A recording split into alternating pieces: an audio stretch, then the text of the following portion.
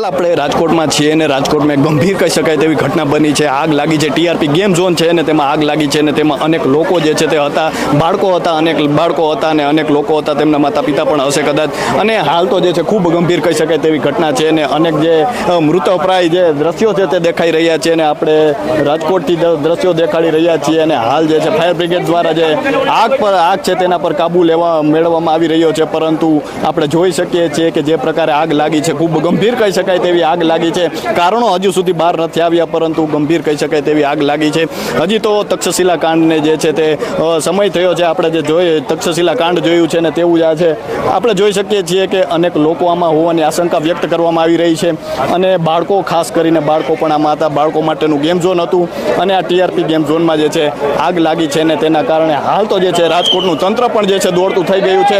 અનેક લોકો જે છે તેમાં આ દ્રશ્ય લઈને ગંભીરતા જોવામાં આવી રહી છે અને હાલ જે છે ફાયર બ્રિગેડ દ્વારા પણ તમામ પ્રકારના પગલાં જે છે લેવામાં આવી રહ્યા છે. પોલીસ તંત્ર પણ જે છે અહીં પહોંચી ગયું છે અને જે ઘટના છે ખૂબ મોટી કહી શકાય તેવી ઘટના બની છે. રાજકોટમાં બની છે. ટીઆરપી ગેમ ઝોન છે તેમાં જે છે આગ લાગી છે. પ્રાથમિક કારણો જે છે શા માટે આગ લાગી, કયા કારણે આગ લાગી તે હજી કારણો બહાર નથી આવ્યા, પરંતુ ખૂબ ગંભીર કહી શકાય તેવી ઘટના હાલ તો રાજકોટમાં બની છે. હજી તો થોડા સમય પહેલા જે સુરતમાં તક્ષશિલા કાંડ થયો હતો, તક્ષશિલામાં જે ઘટના આગની લાગી હતી ને તેની મરણ ચીસો જે છે તે બાળકોની મરણ ચીસો છે તેમના વાલીઓને આજે પણ સંભળાઈ રહી છે ને તેવી જ ઘટના હાલ રાજકોટમાંથી આવી રહી છે. અનેક ચીચિયારીઓ જે છે તે સંભળાઈ રહી છે અને કેટલા લોકો છે તેનો હજી આંકડો જે છે તે બહાર નથી આવ્યો. કેટલા લોકો અંદર હોઈ શકે છે તેનો આંકડો નથી બહાર આવ્યો, પરંતુ હાલ જે છે બાળકો પણ જે છે તેનું પણ જે છે આમાં નુકસાન થયું હોવાનું કહેવામાં આવી રહ્યું છે. અને હાલ જે છે ખૂબ મોટી કહી શકાય તેવી ઘટના જે છે રાજકોટથી.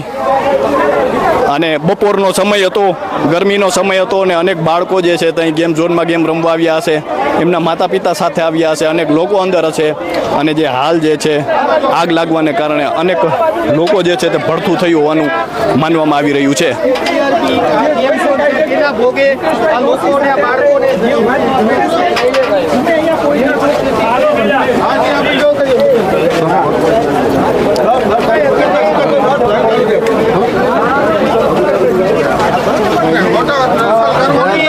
પાપે આ બાળકોની પરિસ્થિતિ આવી થઈ?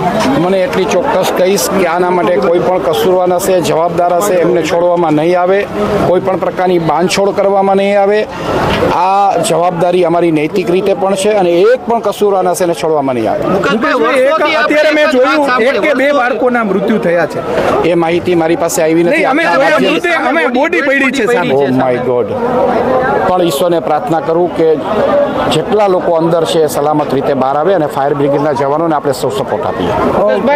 તમે શાસક પક્ષના નેતા છો, અધિકારીઓને કહેશો જે કોઈ જવાબદાર હોય એમની સામે કાર્યવાહી. હું આપના માધ્યમથી સ્પષ્ટ લાગણી વ્યક્ત કરું છું કે આ પ્રકારની ઘટના બનવી ન જોઈએ અને આ પ્રકારની ઘટના માટે કોઈ જવાબદાર હશે તો એને છોડવામાં નહીં આવે. હું જાહેરમાં કહું છું અને હું એનો ચોક્કસ એ પ્રમાણેનો અમલ પણ કરાવીશ. ચોક્કસથી મુકેશ દોશી જે શહેર ભાજપના પ્રમુખ છે તે પહોંચ્યા છે અને જે પ્રાથમિક માહિતી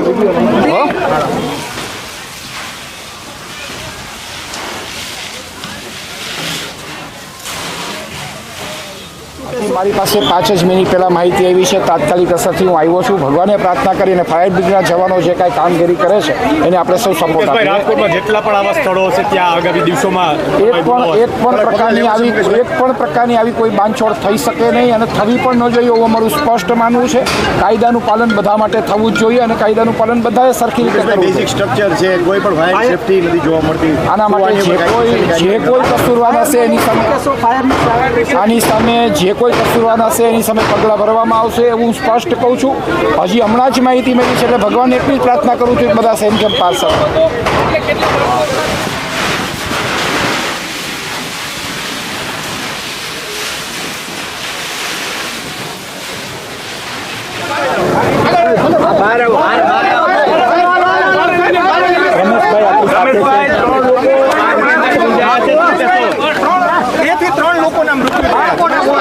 રાખો ને યાર, મોટા યાર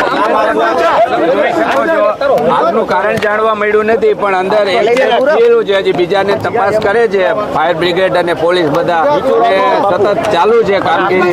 એટલે હવે તપાસના અંતે ખબર પડશે બીજા. રમેશભાઈ 3 લોકો ગુંજાયા હોવાની વાત સામે આવી રહી છે. 3 લોકોની વાત નથી, હજી એકાદ ડેટ થયું છે ને એકાદું હજી અંદર જાણવા મળશે. તપાસ ફાયર બ્રિગેડ પણ કરે છે અને પોલીસ પણ કરે છે. ચોક્કસ તેની તપાસ થશે અને જવાબદાર લોકો ઉપર સમયથી આવા ગેમ ઝોન ની અંદર નાના બાળકોને લઈને પરિવારજનો જતા હોય છે. આવી ઘટનાઓ ન બને એના માટે કોઈ સૂચના?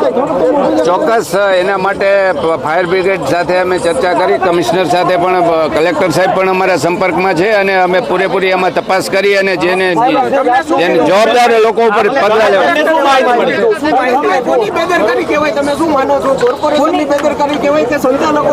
આ અકસ્માત છે એટલે બેદરકારીનું તો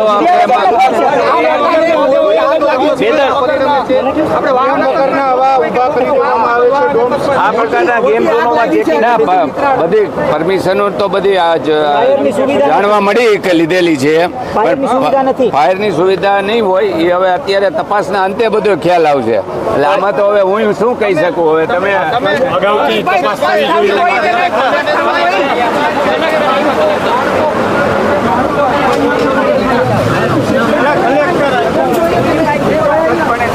થશે અને જવાબદારો ઉપર પગલાં પણ લેવામાં આવશે.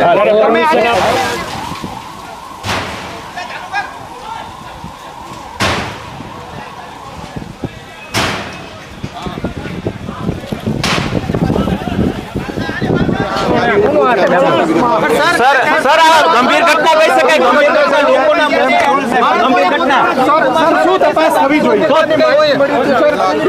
કામગીરી પરવાનગી કોને